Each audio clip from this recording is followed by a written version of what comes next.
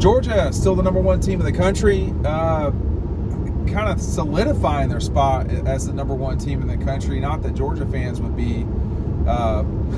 agree with that necessarily, but the Dogs holding off Michigan, getting a bunch of first place votes. Really odd weekend of college football, and Georgia going to play UAB this coming Saturday night in Athens.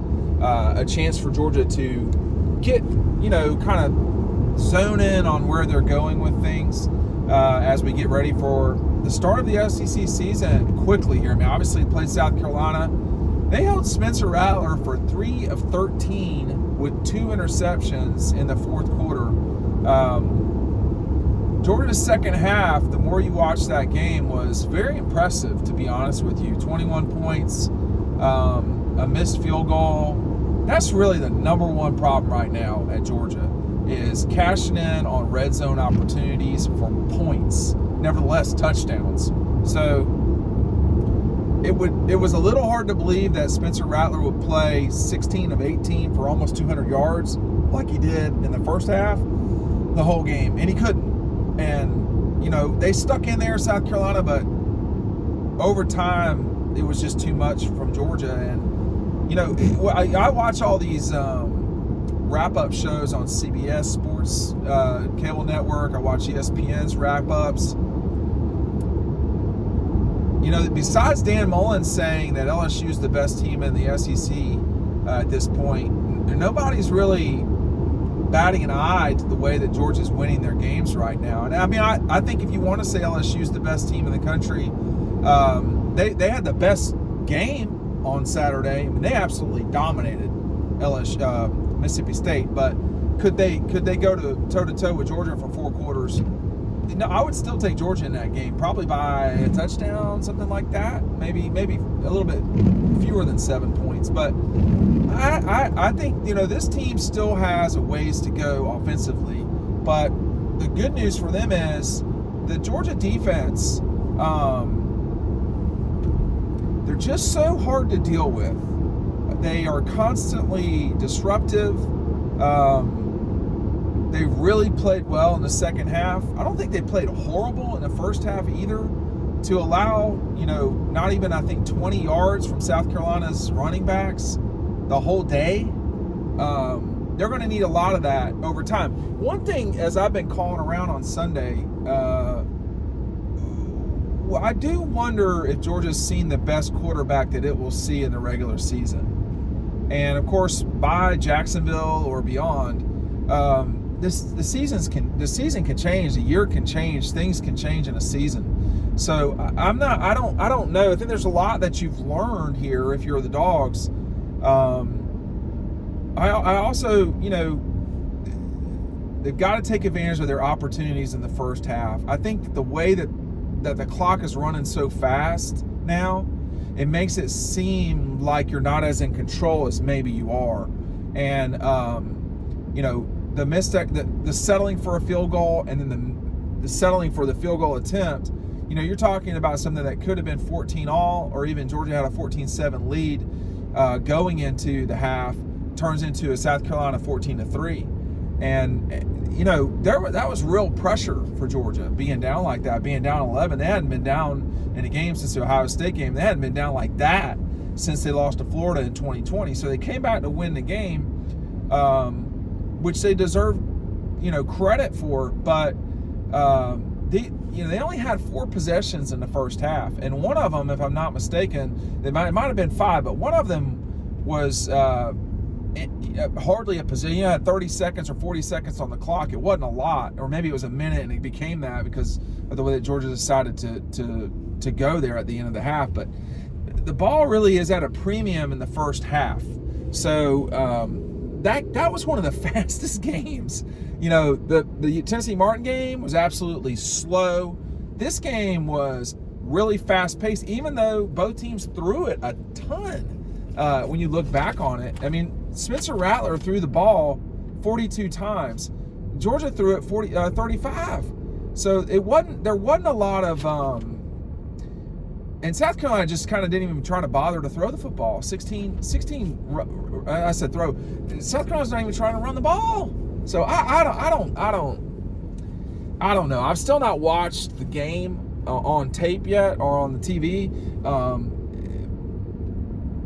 But I'm not, we'll see over time if I feel the same way after I watch it. But my suspicion is it's not going to be as bad as people are making it out to be. But there's no question that this is very simple. If you're scoring when you're in the red zone, just 3 points, that adds up. And you know, a 16-point victory, nevertheless a 24-point victory, those are very different things than 10-point victories. And you know, I think that's the grumbling at Georgia. It's not equal to the grumbling in Knoxville, Tuscaloosa, Boulder, I guess you could say, Tallahassee. I mean, it was a rough weekend for teams who have been sort of spotlighted. I mean, Alabama's got real problems. Obviously, they've got a lot. Texas, I should have mentioned in Austin, the struggle that they had. I mean, it was a big deal and really problematic. Make sure you're taking advantage of our EcoPoly offer.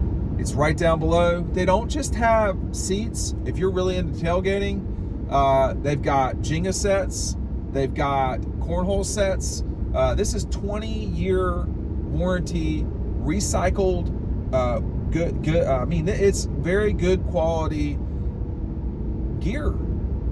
We have used it now for almost a month, sitting in it while we're doing a lot of these videos, and it's quite comfortable. It's high quality, Georgia made.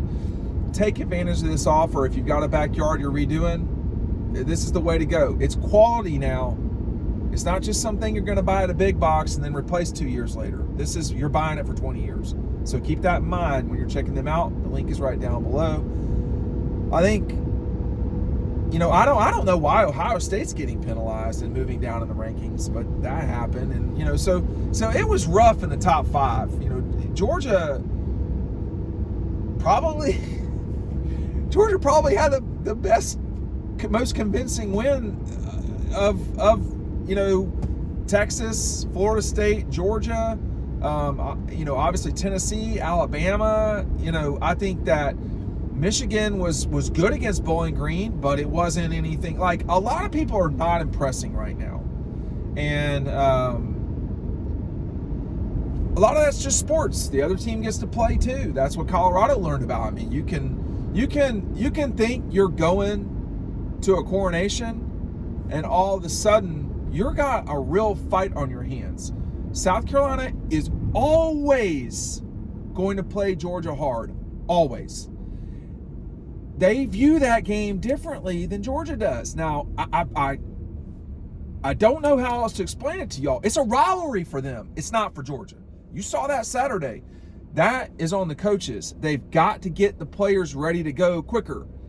Okay? That's the coaches. The players at Georgia, they've got to get going quicker. It's everything. It's everybody. So, you know, I don't hate the way that Georgia played in the first half against Ball State.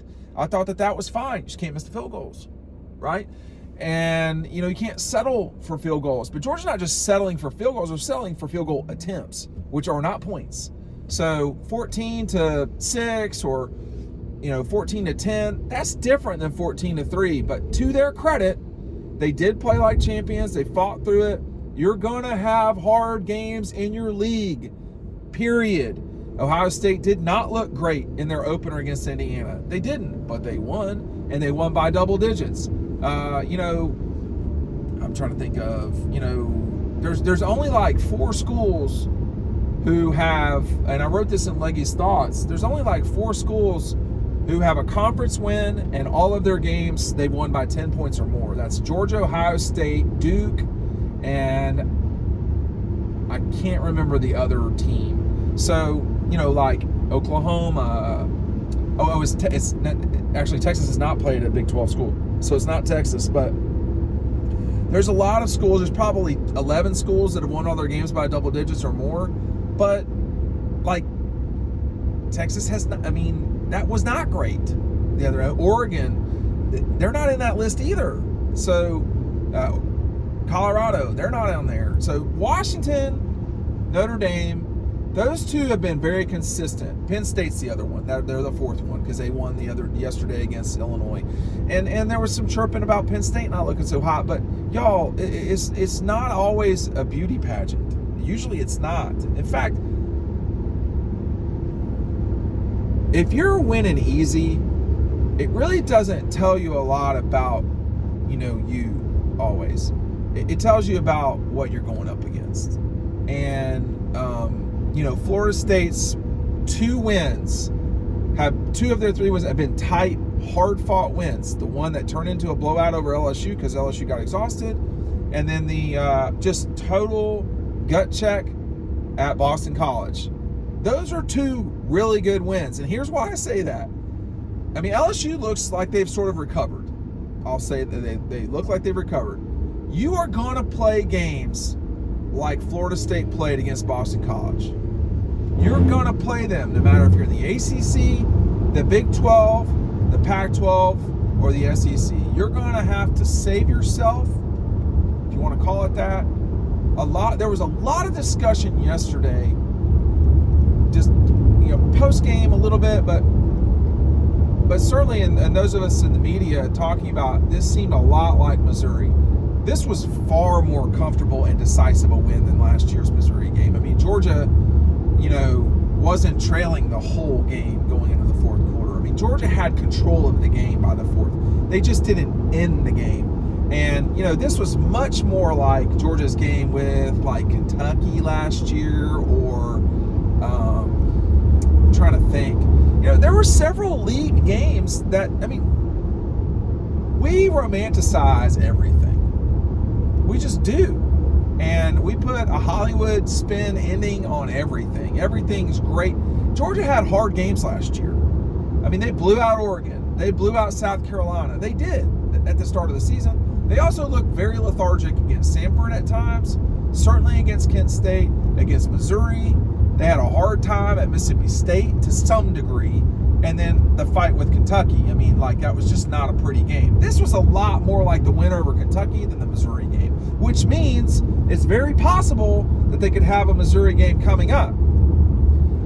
I don't see who that would be against right now. As it stands right now, I don't know who that would be against. Could be Missouri. Could be, anybody. The other team gets to play too. And when you look at these rankings, it's the first time in an extremely long amount of time that Alabama's not ranked in the top 10. Tennessee is taking a nosedive. Florida, I just don't even, I don't know. So it's very hard to diagnose what's going on in college football right now. Part of what's happening is the first half of these games seems to be getting away from people quick.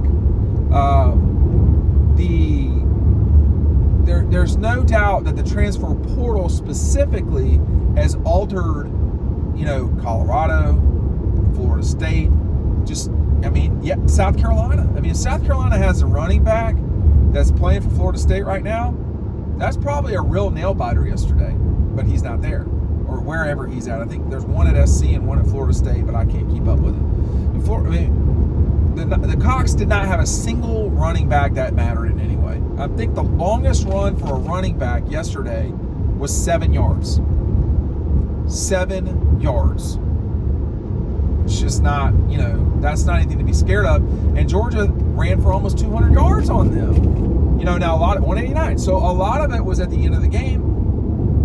Totally allowable.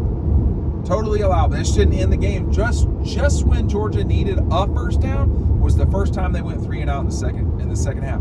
All of these drives, it seems like in college football, we're going from about 12 drives a game to about 10. Well, that's going to cut down on scoring. It's going to make games tighter, and that's going to mean every single possession is going to matter more. I think to some degree it's going to cause teams to press a little bit. Yesterday at Samford, the crowd mattered against South Carolina. Carolina had, I think, 11 penalties. Okay, just going off the top of my head. I'm not going to look at the paper every single time. And I didn't even think Samford's crowd was that great.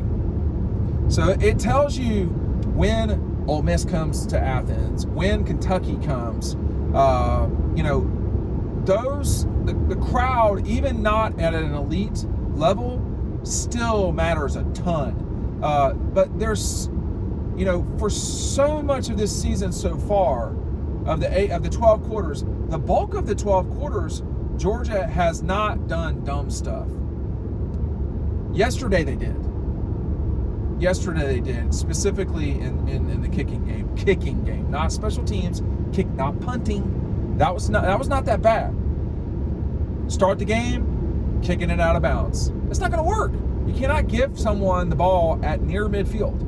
I mean, if Malachi Starks is almost in your part of the field on the first snap of that drive, that's a really good thing for the offense. And Carolina took advantage of that.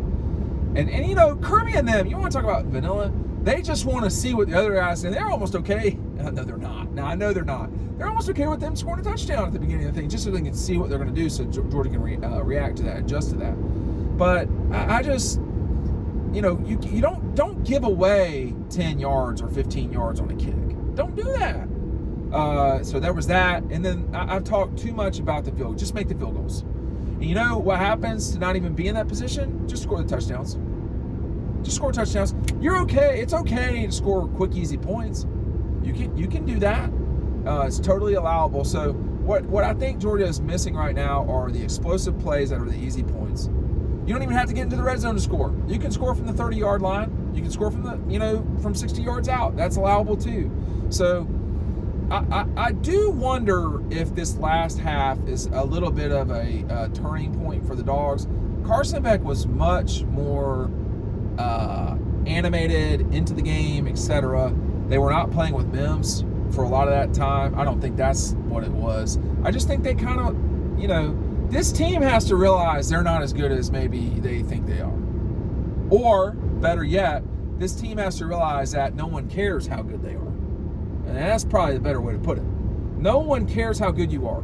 They still get to win too. If they can do it, they get to win. I mean, Wyoming wasn't thinking about how great Texas was. They were thinking, can we get this first down right now? Can we take the lead on these guys in the fourth quarter? Because they nearly did. Colorado State wasn't worried about who had sunglasses on and who didn't. I mean, they were trying to win the game. And like all the talk, all of what people say who are on TV, all of the crowd, all that doesn't matter when you're on the field and you got to get it done. And, as great as Georgia's defense has been, there's little things to pick up and adjust and manage everywhere on this team. But they still really are in very good position. I would not pick anyone against them if they were playing them tomorrow, but there are plenty of things to clean up, and I think that's the difference. They have a lot of forward left to play for. South Carolina does not. They can talk about that. They're 1-2 right now, and they're not playing a coin flip game against Mississippi State. They should win that game, but the game after that for them is Florida. So they could be 5 games in this season and be 2-3 or 1-4. So it's not getting easier for South Carolina, and it's not necessarily getting easier for Georgia. They need to come out against UAB and execute. Doesn't matter that UAB is not good. Okay, Trent Dilfer, maybe he's over his head. I don't know. Maybe he's not. I'm not sure. But they got absolutely pile driven the other Saturday night by not a great team on the other side. So Georgia's going to do what they do Saturday night, but I want to see crispness. I want to see, I don't know about 4 quarters of football, but 3, and just do it like that. The holy grail of college football teams is playing 4 great quarters. We've not seen that from Georgia. We've probably not seen that from anyone. And I think if you are having to play 4 great quarters, maybe you're in a game that you shouldn't be that tight. Someone between Ohio State and Notre Dame's going to have to play 4 great quarters to win, or very good ones at a minimum. That game will set the bar as to, is Notre Dame legit? Because they're underdogs at home, but they have played better than most everyone this season. They're 4 games into it. Ohio State has the better team, but man, Notre Dame's really been consistently good, and we're going to see what happens Saturday night. I'm going to keep an eye on that as I watch Georgia and UAB play. That game should not be pretty. We'll see, though.